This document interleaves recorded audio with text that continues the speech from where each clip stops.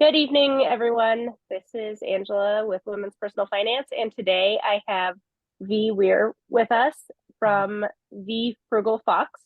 You might have seen her over on Instagram, and she is a wonderful, spicy, queer divorcee, all about budgeting and anti-Dave Ramseying life. Yes. And a big theme in women's personal finance is people recovering from bad relationships, bad divorces, bad money situations. And as B has that background, that I felt like she was a really good person to come and talk to us about her story and the where things can get better and wonderful in the future, and you know talk to us about budgeting, but also like how much life can change and get better post divorce. Yes. Yeah. Well, thank you so much for having me. I am so excited to be here. I love your platform, your community, all of them. I mean, the free ones, the paid ones, like it's just such an inviting place on the internet, and I love it. I love everything that you guys are Thank you for doing. that. You're welcome. So it maybe if for those who are not familiar with your story, can you take us back to like 2014, 2015? And Yeah, do I have the dates right? kind of 2016. Well, I was thinking Yeah, like post or like pre-divorce. So yeah. like, Yeah, so I met my first husband right after I broke up with my high school sweetheart of 7 years. So already off to a fantastic start. And I married him 3 months after knowing him. He was a Marine, and if anybody understands the military culture, you will understand that that is something that they push. It's I mean, three marriage. months you were kind of slow. I know. I was very So slow. I mean, I I should have brought it down to married weeks. married to a Marine. So Yeah. I So, and I didn't learn my lesson in that regard. I remarried a Marine veteran, but he is different, very different, and we can go into that. But anyway, so I married my first husband in 2013, I believe. Yes. We went to the courthouse in between classes. Uh, so I literally got out of my like Psych 101 class, went to Durham Courthouse in North Carolina, got married, went back to class. Um, and that was because really financially, I could no longer be on my parents' dime anymore. They couldn't afford me.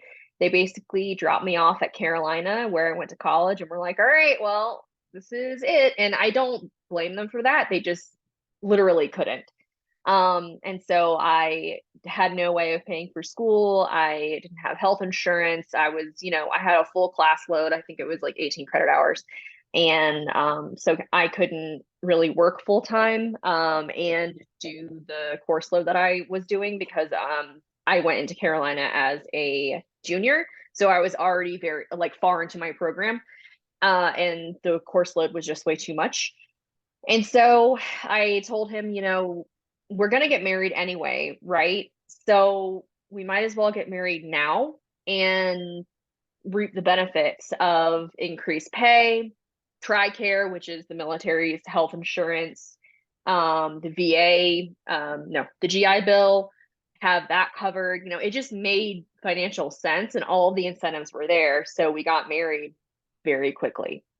Unfortunately, I was a child and I was 20. I just didn't understand so much of what I understand now, but I mean, that's the curse of growing up, right? And we did not know each other at all. And it turned into a very tumultuous situation. It was a very toxic marriage. There was physical, psychological, emotional, sexual abuse. Content warning. We probably should have said that in the beginning. I will be I can talking add about that. something to the beginning. Yes. Yeah, I will be talking about that because that was a big reason of why we ended things. And we were married for 4 years. And in that time, in 2016, we started the debt-free journey, which we began with Dave Ramsey. And from 2016 to 2017, we paid off 50,000 dollars worth of debt, 51, somewhere in there. And then on our last debt, which was his car, I think we had like $8,000 left. It would So have was it taken a us. Dodge Charger or something different? He had a fully loaded Jeep before he met me. So, and then he got like a CRV because it was better on gas mileage since he was driving from Jacksonville to Chapel Hill. For But those yeah, not related to the military, the Dodge Charger is kind of a joke that's yeah. the 18-year-old kid joins the military and then buys a Camaro, Dodge Charger, Jeep, Ford truck. F-150. Yeah, Yep. yeah, And yeah, then yeah. doesn't have enough money to fill the gas tank, so it sits in the Mhm. parking lot at the barracks You would be so surprised with with the some shiny APR. rims too. Yep, Yeah, that's yeah. And with like a freaking 27% APR on that sucker. So yeah, that's just like a thing. It's military culture. Um, but we got separated August. I remember the day, August 25th, 2017 was the last oh, time I so talked. it was just you just Yeah. had your happy Hmm. escape Separation. anniversary. Yeah. Yeah, escape anniversary. I love that. Yeah, so August 25th, 2017, I found out that he was cheating on me with his partner. He got a job at the sheriff's department in my hometown. So he was cheating on me and we separated. And we had like 3 months left on our debt-free journey. And once we separated, my entire life, the trajectory of my life, everything that I thought was, the rest of my life changed. And for about a year, I was not in a very good place. But that's basically a marriage to separation timeline. So then what happened? So basically very bad marriage. Mm-hmm. You were doing this debt-free journey and Mm-hmm. then all of a sudden your life blew up. Like, And yeah, like my something life that literally blew up. happens, yeah, something that happens a lot of times, especially for women, is that when they leave a bad relationship, be it a marriage or just a long-term relationship, is that financially they tend to take a really big hit. Yeah. And a lot of people end up not leaving relationships Mm-hmm. because of that financial piece. And Mm-hmm. even those who eventually get to a better place, there Mm-hmm. tends to be a very long, rocky part. And it's a reason why a lot of people stay Stay. for far Mm-hmm. too long.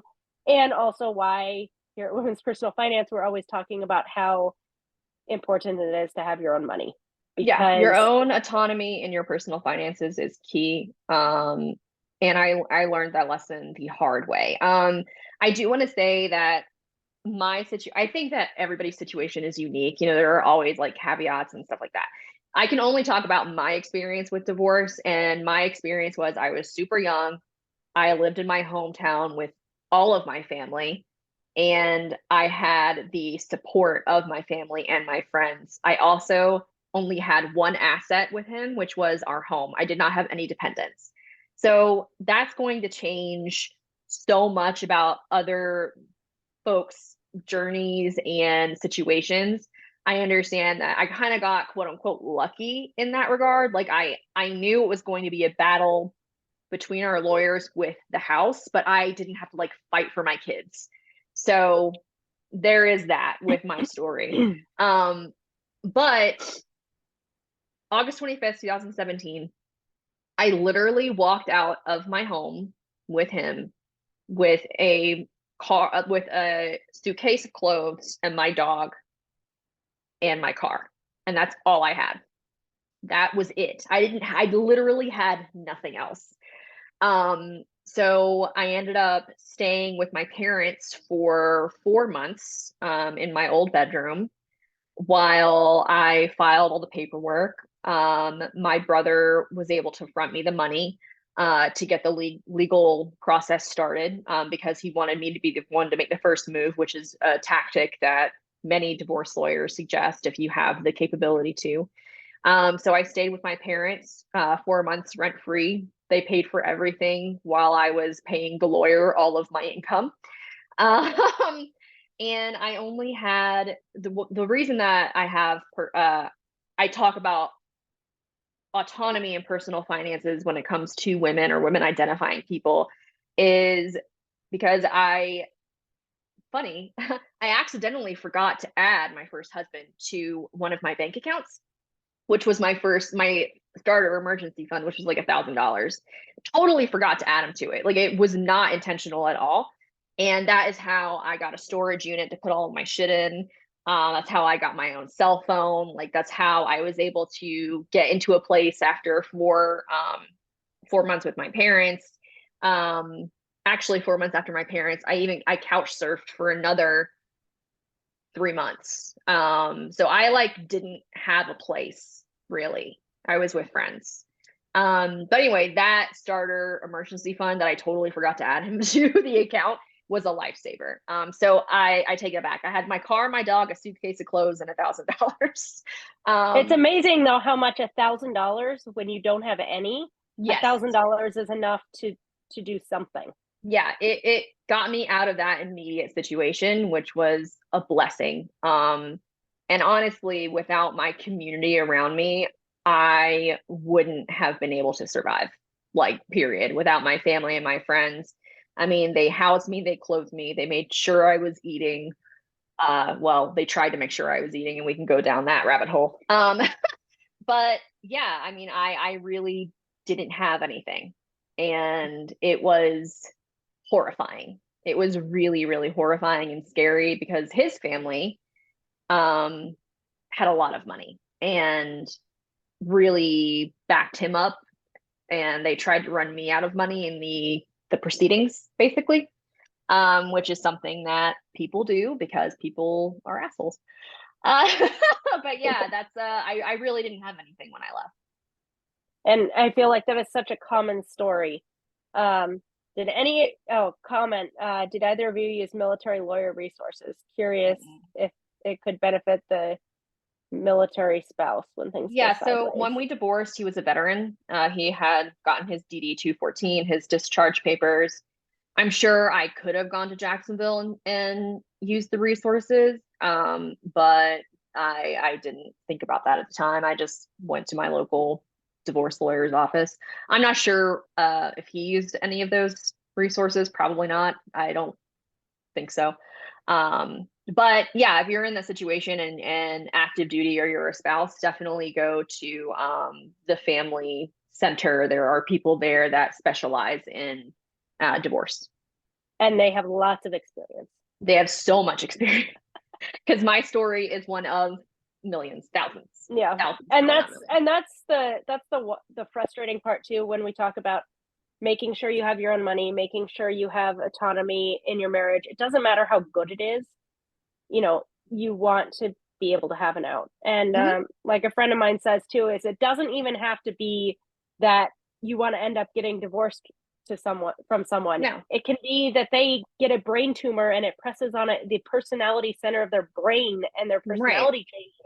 They, end up in a car Mm-hmm. accident and end up in a coma and all of your assets are frozen while you figure out, medical Yeah. power of attorney. There's so many different situations I mean, life where is unpredictable, and the only predictability of life is change. So you have to prepare yourself. And I feel like if you're with the right person and you present them with the listen, we need to talk about this. I need to protect myself. Women historically, X, Y, and Z. I feel like if they have a problem with that, it's more of a red flag than anything else, to be quite absolutely, honest. if your Yeah. partner has an issue with you having $1,000 of your own money in your own name, Yep. there are bigger, deeper issues there I than the 100% thousand agree. dollar account. Mm-hmm. So Exactly. so let's go back to August 26th, 2017. Mm-hmm. Um, you went no contact. You went Mm-hmm. through this 7-month period of living with your parents, couch Mm-hmm. surfing, trying to rebuild. How did you get out of that situation? Whew. I think time helped a lot. But also, I was still miraculously employed.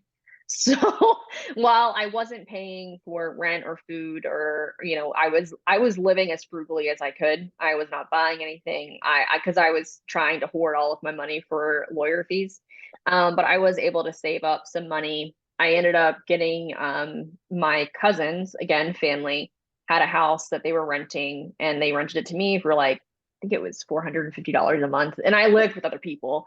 But I was able to start stocking away money from my job, and I saved about $7,000, I guess. And eventually, lawyers' fees did stop. We came to an agreement with the home. He bought me out, so which I lost money on. I lost so much money on that because in order to in order for him to buy me out, they wanted me to have an estimate, but I had to be there for the appraisal of the home, right, to buy me out. And I was like, I'm not comfortable seeing him in court. I will not see him at the home. Like, he is my abuser. I will not be within. I will not look at him essentially. And so we came to an agreement in what do you call it? Mediation. Um, and I lost a lot of money, I'm sure, if I had gone with the appraisal. But in that situation, I just wanted to be done with it. I really just wanted to sign those papers. I wanted to get that money. I wanted to just move on with my life. And so that's kind of how it shook out. I didn't spend any money. I relied on the resources that I had, family, friends. My work paid for my health insurance, which was, again, a huge blessing. And I was able to just stock away money, and eventually I got divorced. And would you do it again through mediation versus the appraisal? Now, no. No, but at the time I was just so fragile and scared, and I was so heartbroken because even though all of this stuff happened, I was still very much in love with him, which I went through a lot of therapy. So again, another thing is, if you have access to therapy and you're going through a divorce, use it, use it, use it, use it. I went twice a week for about a year and a half. And it was something that really changed my life. It saved my life. I would not be here talking to you if I hadn't gone through therapy. I mean, it was just such a rough time, because post divorce or post separation, really, I started drinking more. I started using drugs. I was just very, I stopped eating. I got down to 97 pounds and they were going to hospitalize me. Like, it was a very scary situation. So mental health, take care of your mental health first and foremost, because you're going to need it. Divorce, no matter if it's amicable or if it's not, it's still a major change in your life. And I think you need to take care of yourself through that transition. I totally lost track of what the question was. Oh, would you go through Would I do it again? mediation for the house again, Yeah. or would you? Yeah. Well, now I have like, I am so, I just don't give a crap about him. And like, I have gone through this like transformation of how is cussing with this? Can I cuss? It's fine. You're good. Okay, okay. Yeah, like, I'm a boss ass bitch. I don't give a fuck anymore. Like, I would take him to court and I would just steamroll him. It would be hilarious. And I can say that now with, 7 years of recovery, mental health help, and knowing that I got through the absolute worst part of my life and I rose up and I like built myself from nothing, essentially. So yeah, I would take him to court. Yeah. And I Yeah. feel like that's something that I hear a lot from women, is that post divorce, a lot of times they will, just agree to something to get it over and done with. Yeah. And again, I hear, if I were to do it again, I would have Yeah. gone for my money. I would have gone for my best situation. Yeah. So Yeah. it's hard though when you're in the muck of it to realize that you have to spend more time to get there. But Yeah. I just don't think I could have mentally like done it. And I don't, you know, I don't blame you if you don't, because I didn't. I was just like, I was so done with it. And I think like taking care of your mental health is way more important in that moment. But you probably will have the realization later on that like, I just lost a lot of money. But at the end of the day, like, I didn't have to see him or deal with him. And I think that was a bigger ROI in the long term for me. Yeah, that Yeah. that makes sense. Yeah. And again, these stories are similar with so many different people. And, Hmm. if you have the mental bandwidth to go Yeah. after your money, go for it. But if you don't, also don't let it stick Don't with beat you yourself forever. up. Yeah, Yeah. Don't do that because like you're better off. You're better off. yeah. So then you got on your feet, you sorted out the house, Hmm. you were done with your debt payoff, or you had more debt Mm-mm. payoff to do? No. So in 2018, we officially got divorced. And when I left him, I had had the same car I had had through college. So it was a POS, like it was horrible. And it literally, like the transmission literally dropped out of it. So I ended up purchasing a new car. And it was 17,000. I put 3,000, which is what I got from the house on the down payment. So I ended up with like 14,000 more dollars in debt. But then I met Joe, my second husband, who is an amazing human being. Nothing like what I went through my first round of marriage. And I took on, or we took on his debt, which he had car debt and then credit card debt. So at the end of it, my debt-free journey altogether, it took 5 years paying off $71,000 with two marriages. And I count both my first and my second husband's debt in that because I was integral to that being paid off. So yeah, I when I got separated and divorced, I took on more debt because I didn't want to buy another piece of crap car because it was just me and my dog. And I was like, well, I don't have somebody to like rely on if my car breaks down, and I don't want to deal with that. I don't have the money to like put in continuously into a new car or into a older car. So I opted to get like a 4-year-old Mitsubishi Outlander, which I paid off and I still have, but sitting in the driveway. And I feel like that is a really common thing in especially fire, financial independence, retire early spaces is the buy the beater car. Why would No. you possibly ever finance a vehicle? And that piece of the reliability and safety, Hmm. yeah, you don't need a $70,000 car, but No. maybe you need to spend more than $4,000 too. And And that was my official break from Dave Ramsey is when I bought that car. Because I posted it on Instagram and I was very transparent, like I am, about what I was what was going on in my life. Like people knew that I was getting a divorce. People knew that it was really hard. And I couldn't really share. This is another tip for folks listening. Don't share any financial anything on social media when you're going through separation or divorce. Do not do it. It is not worth it. It will be brought up in court if it gets that far, and your lawyers will use it against you, or their lawyers will use it against you. So that was really difficult because I'm all about money, right? But when I got separated, yeah, I posted it on social media. I was like, I got a new car. Like it was the first purchase in my adult life that I didn't need a cosigner. And I was so proud of myself because like I had just gotten divorced. Like I was on this like kick of I can do all of this by myself. I don't need a man. And I got raked through the coals on social media from Dave Ramsey people, from people who had watched me, spit the fire of Dave Ramsey essentially. And I was like, life looks a lot different now as a divorced single person.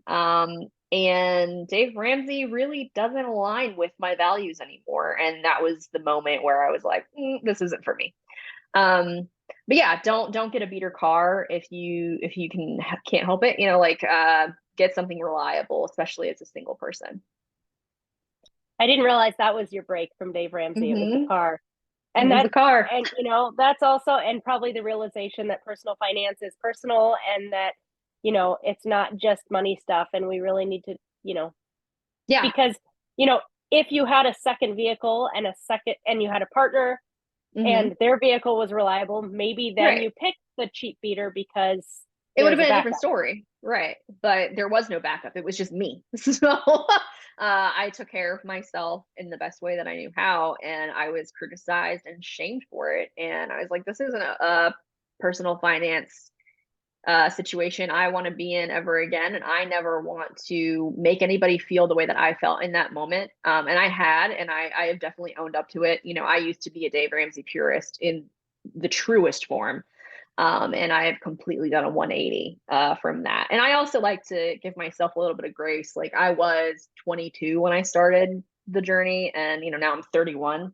So, with life comes experience and hopefully perception shifts and different ways of thinking. I mean, you're supposed to grow and evolve as a human. So I like to say, I grew and evolved as a content creator, as a money nerd slash expert, whatever you want to call me. And now I definitely am an anti-capitalist, empathy-based budgeting person. So what does budgeting look like for you now? You went from the Dave Ramsey rice and beans, don't you dare use a credit card or step foot in a restaurant while you're paying off debt. I know, to, talking about money. And I feel like it is a weird space to talk about anti-capitalist conversations while also being a money nerd. And understanding that we live in capitalism, right, and money does make our lives go round at this point. It does sometimes feel like a very weird space to be. It is. It's a hypocritical space, but by design. You can't escape that part of capitalism because we don't have an option other than participating in it. So I try to educate my audience in a way that takes away shame, that encourages education, because I think that I'm a business owner too, so operating a business and trying to make a profit to survive, I try to teach education as a way to combat capitalism and also community, which is why I love what you all do, because it is so community based. And I feel like my platform, the Fox Den, which is what I call my social media realm, is very community based, mutual aid based. I run mutual aid drives. I try to just take away this constant hustle culture. It's okay to be okay with what you have now. I think minimalism and contentment, education, and information really combat capitalism. And you are likely doing the best that you can in this hellscape that we're in. And I don't think you need some bald fuckface in Tennessee telling you you're a piece of crap because you ate an enchilada at a restaurant on Tuesday night and you have credit card debt. And that's my spiel.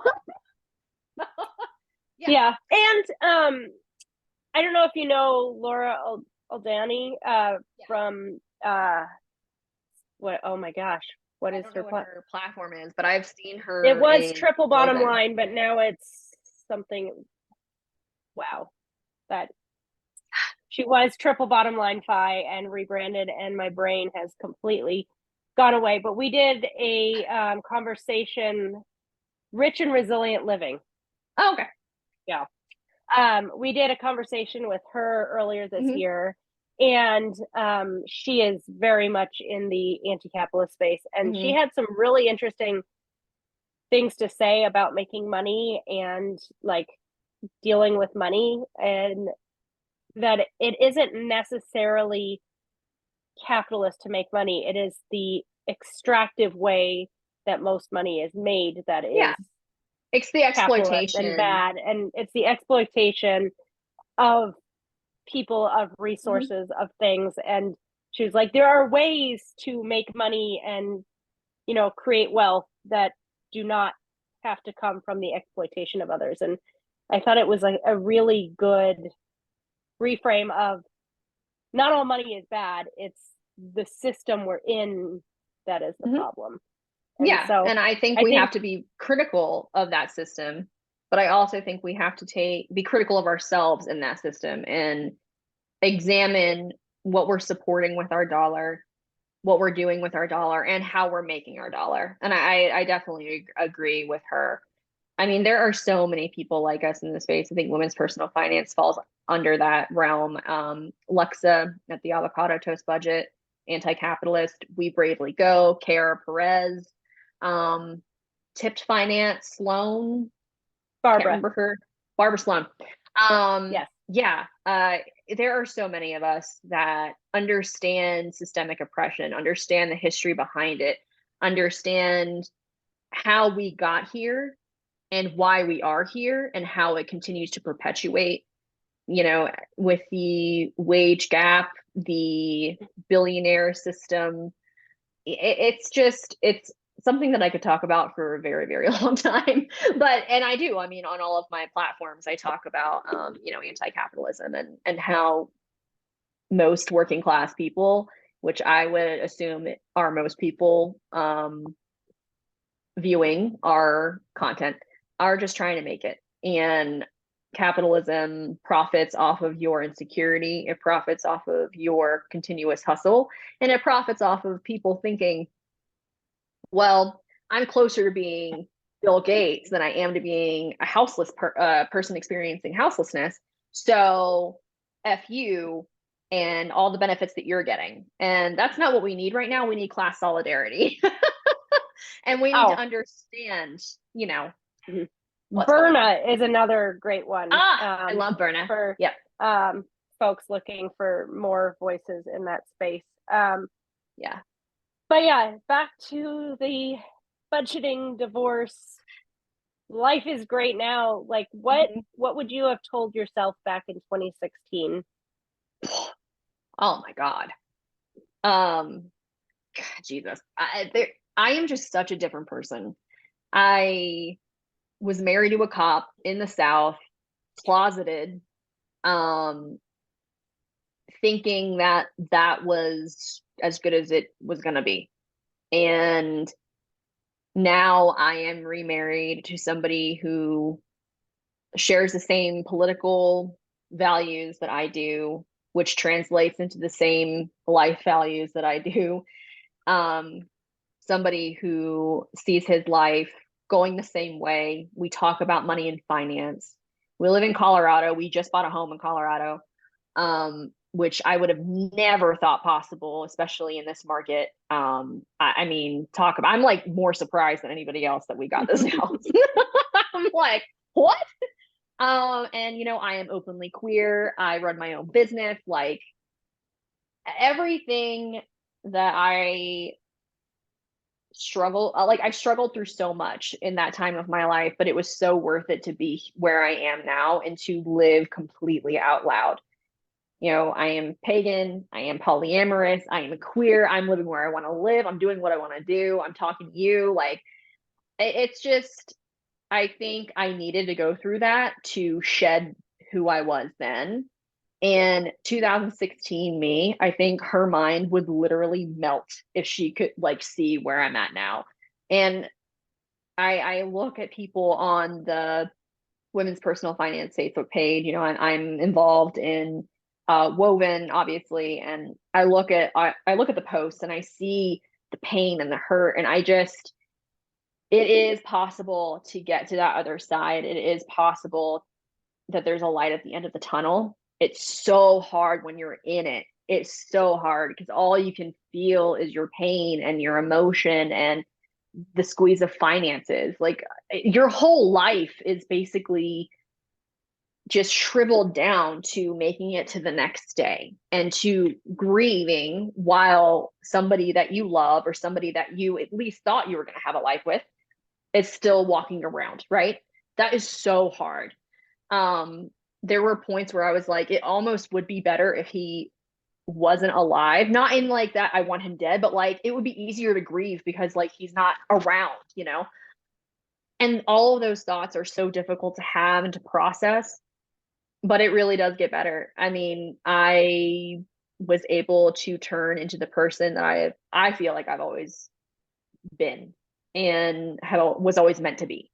And so if you're going through it, like, hold on, it will get better. Things are going to look up eventually. There will be a turning point and you will be stronger and wiser and more astute because of what you went through. Yeah. I feel like that is a wonderful place to close this out. And thank you so much for coming and talking to us. And, Yeah, you're welcome. your story and so many other stories are why, like, we are so loud about the money stuff and Hmm. so loud about not only having your own money, but having your own career, even if you are a stay-at-home parent, Yep. having skills that can translate into paid work if you Hmm. need it. Um, Knowing about your financial situation, you don't have to be doing 100% of the day to day, No. but having a grasp on your finances, having a grasp on what your life might look like separate from your partner is so, so Hmm. important. It's so easy to say, well, my life is good, my life is fine, I don't Don't have to be think about it. complacent. Mm-mm. But life can change, and even if your life doesn't change, I guarantee you will have a close friend at some point go through this. And Yes, absolutely. Statistically, you will. So, yeah, if it's not you, it's going to be somebody you love dearly. And hmm, so knowing how to support also, if it's not you, a lot of times the conversation is don't ever lend money to friends and family, don't ever put them up because they'll never leave, that sort of thing. hmm, And I've personally helped multiple friends who have gone yeah, through divorces with financial resources. hmm, I've gotten some of that money back. Some of it I haven't gotten back. Some I may get back at some point. But you know what? I am in a point in my life financially where I can help other people. And hmm, if that $1,000 makes the difference between them having to stay in a bad place and them being able to leave, if that becomes a gift and not a loan, that's okay. yeah. And I I think that's feel very where, similarly. Hmm. yeah, I feel like that's where the conversations in groups with women and non-binary folks is there is this compassion of care of being more likely to reach out and support your community. Yeah, And where the more money you have and the more money you can keep, the more that you can help others in bad absolutely. situations. The idea Yeah, yeah. of don't you ever dare give somebody another dollar is, No, you know no. garbage, in my opinion. There, I'll leave you with one story. There was a moment where I was going through, it was like in my separation phase. So drinking, drugs, like crashing on people's homes, I did not have my shit together at all. My car got towed and I didn't have any money. Like I had no money, negative money actually. And one of my friends paid to have my car released. And it was like $300 or whatever. And I was like, I'll pay you back. Like, don't worry about it. Like, I know right now I can't.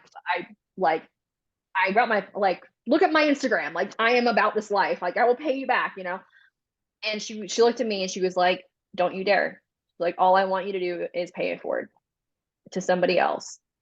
And about a year ago, one of my high school acquaintances reached out to me on Facebook. Hadn't talked to this person in literally a decade. And they were like, listen, I'm going through a really hard time. I don't know anybody who has money besides you. Like, can you help me? And I was like, sure. And paid $600 for the overdue car bill that he had. And that's the kind of response I want to see more of from people who have been through what I've gone through and gotten to the other side and have stability. And that kind of action is what I really believe negates capitalism and moves us forward as a people. And so, if you take away anything from this chat, one, mental health matters. Two, pay it forward and be kind because you never know what someone's going through. And if they are comfortable enough asking you for help, and you can't do it monetarily, that's fine, but try to help them. So, yeah. And have your own money. Always have Yes, your own money. always have your own That's money. number three.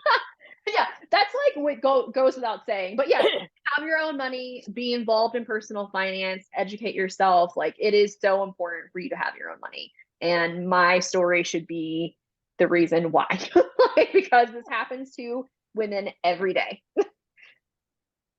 Okay. Thank you so much for joining us today. And for those who are not following V's story at this point, Instagram is a fabulous place to find her at Vee Frugal Fox. She has lots of great information on budgeting and just like very positive money stuff. So if you're on Yeah. Instagram, it is a wonderful community and a place that you can find lots of great information and support. I would also like to say one more thing. If Okay. you ever want to just talk to somebody or need advice, my DMs are always open. I have helped many women and just people in general with divorce and budgeting. So I'm always open. I'm always an ear. I've been through it, so I know. And even if it's just me being like, you got this, like, I am there for you. So my platforms are always open. Thank you very, very much. It is always wonderful to talk. Awesome.